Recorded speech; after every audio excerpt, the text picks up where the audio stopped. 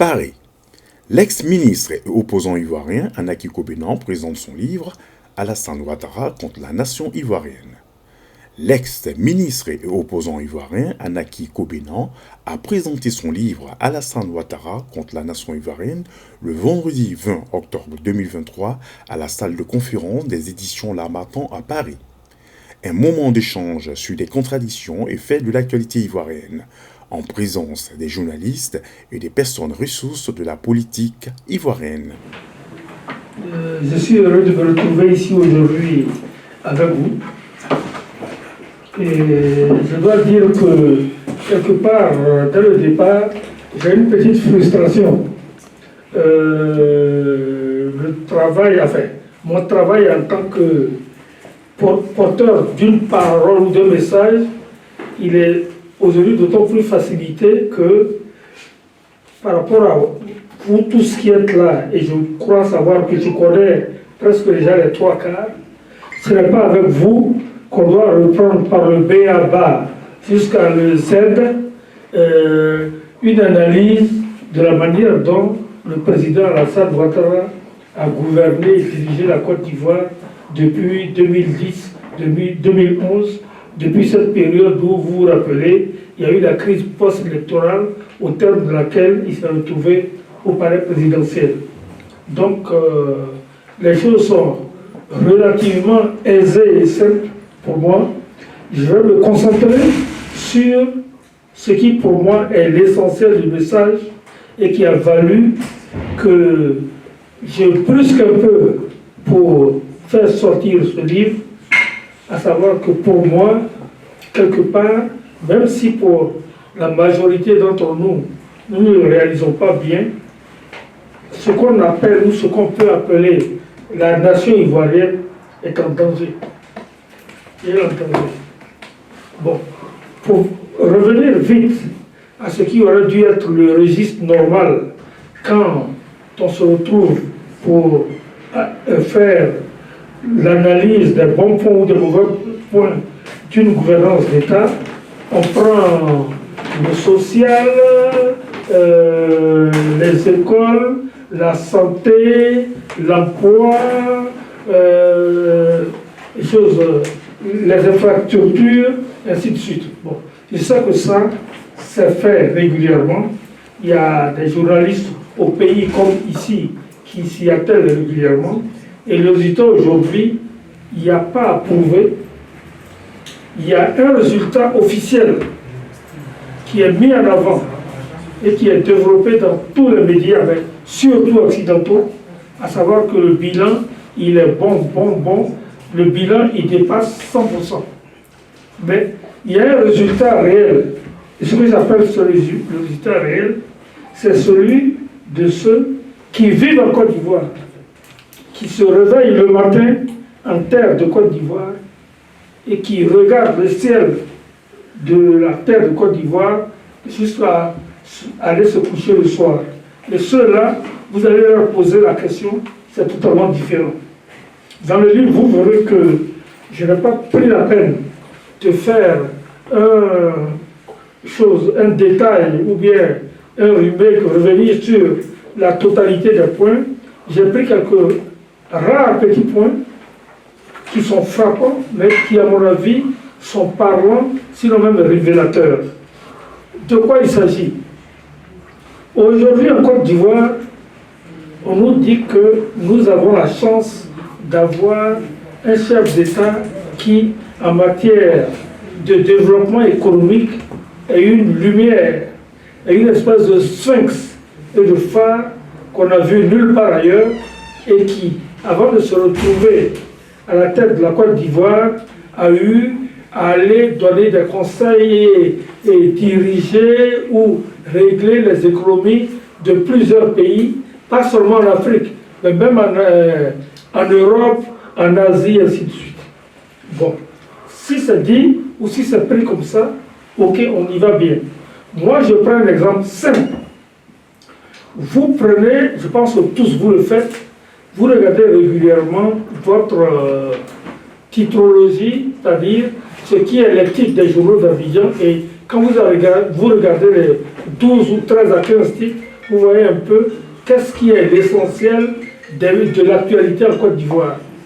Les trois quarts du temps, on vous dit que tel leader ou tel responsable ou telle personne a été livré des vivres, des sacs de riz, des fûts d'huile, de la tomate, tout ce que vous voulez pour la nourriture au quotidien, et qu'on a mis une enveloppe dessus. Alors, si Alassane Ouattara, qui est le plus grand économiste dont on n'ait jamais rêvé, une espèce de super Moïse par rapport au problème qu'a eu le pharaon dans les temps bibliques, et au pouvoir en Côte d'Ivoire depuis 13 ans, et qu'on a obligé tous les week-ends d'aller déposer du riz, de la farine, de la tomate et de l'huile dans nos différentes contrées, ben c'est simple, c'est qu'il y a quelque chose qui ne va pas. Quelque chose qui ne va pas. On n'a pas, dans un pays qui a un développement normal, pour ce qui est au moins de l'agriculture et du potentiel dont a bénéficié la Côte d'Ivoire du point de vue des cultures et de l'agriculture, à aller porter à manger à nos parents vierges. Ça veut dire que quelque part, là, il y a quelque chose qui ne va pas. Je ne vais pas m'attarder dessus. En lisant le livre, vous aurez un peu le développement de tout ça. Ça ne va pas, c'est intolérable. Bon. On vous dit ensuite que nous avons le meilleur économiste et celui qui va donner le plus grand développement à notre économie et à notre pays. Mais il y a un indice qui est très simple, et on peut y venir. Depuis 13 ans qu'Alassane Dramane Ouattara est au pouvoir en Côte d'Ivoire, il y a combien de grandes entreprises, ou même de moyennes entreprises, qui ont été créées et qui peuvent se targuer d'avoir à leur actif donné de l'emploi à 25, 50, 100, sinon même plus de jeunes Ivoiriens qui sont tous là à la recherche d'un emploi, sinon même de leur premier emploi. Ce qu'on appelle un peu partout maintenant les champions de l'économie. Nous avons combien de champions de notre économie en Côte d'Ivoire depuis 13 ans qu'Alassane Ouattara est là. La dernière fois que dans la presse ce sujet a été posé, je vous assure que je suis tombé de nuit. On me parle de Koné Dosongui. On dit que Koné Dosongui, c'est le phare, ceci, cela. Mais Dosongui, bon, l'âge de certains permet qu'on puisse faire passer le blanco dessus. Mais Koné Dosongui était dans les affaires depuis l'époque du président Félix Houphouët-Boigny et depuis l'époque où il y a eu les grands complexes, dont la de sucre, le complexe sucrier. Alors si aujourd'hui, après presque 40 ans, on vient nous dire que Dosongui est la nouvelle lumière du nouveau régime pour les nouvelles générations qui viennent, je préfère dire à tout ce monde-là, mais allons nous enterrer tous en même temps. Et puis c'est fini. Ça veut dire que là encore, il n'y a pas eu ce qu'on attendait.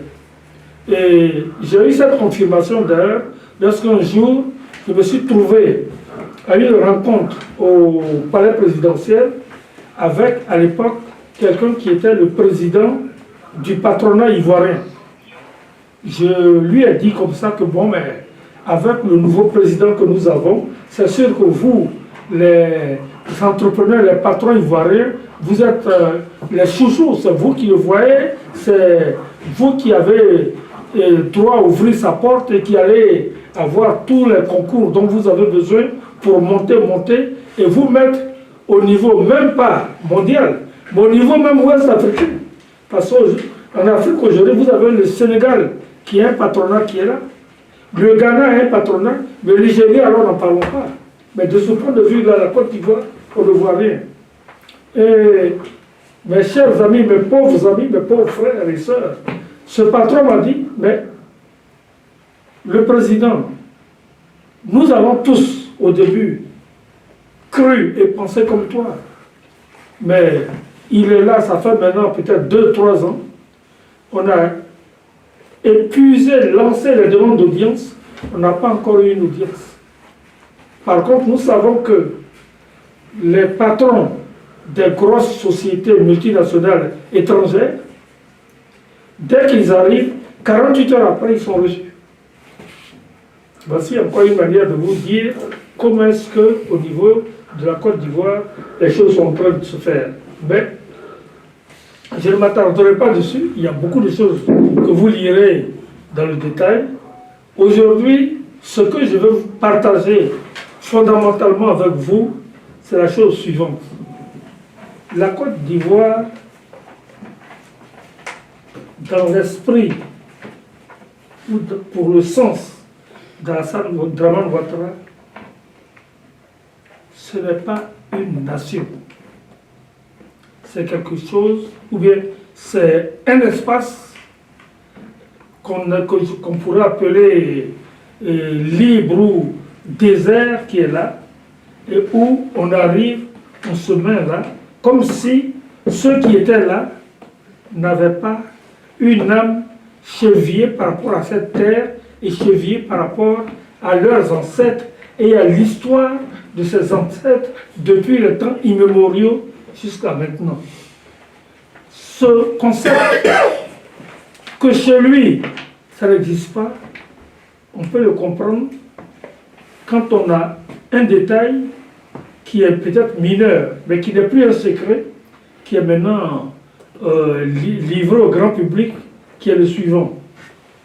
Nous avons quelqu'un qui était un élève brillant, qui a fait ses études dans un lycée à Bobo-Dioulasso, puis à Ouaga, et qui a ensuite bénéficié d'une bourse pour aller aux États-Unis pour le compte de la Haute Volta à l'époque.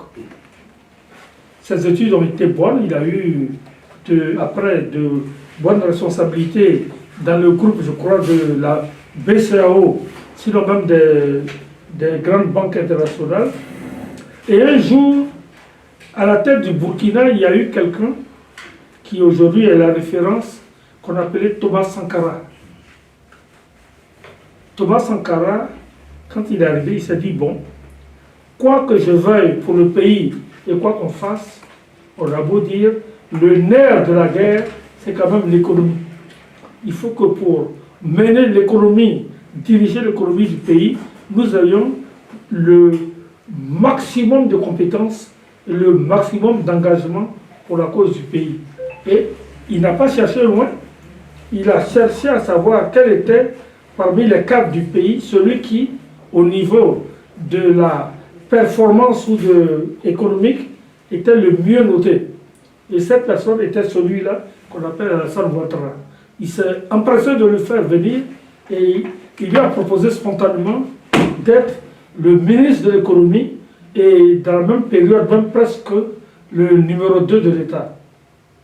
Quelle n'a pas été sa surprise lorsque cette personne, qui aujourd'hui, cette personne est à la tête de l'État de la Côte d'Ivoire, donc de notre pays, lui a dit tranquillement que la proposition est bonne, mais moi j'ai un problème. En tant que ministre de l'économie en Haute-Volta, ce que je peux espérer gagner ne fait pas le tiers de ce que je gagne là où je suis en ce moment dans les organisations internationales. Donc je suis désolé de vous opposer modestement mon refus. Bon, Thomas Sankara, c'est une légende, on peut dire beaucoup de choses, mais on croit savoir que le premier réflexe qu'il aurait eu aurait été de le faire fusiller pour choses, comment ça s'appelle, féronie et atteinte au patriotisme, aux valeurs patriotiques. Bon, laissons ça, passons. Ça veut dire donc que voici quelqu'un pour lequel l'idée ou l'idéal de nation, ça n'existe pas.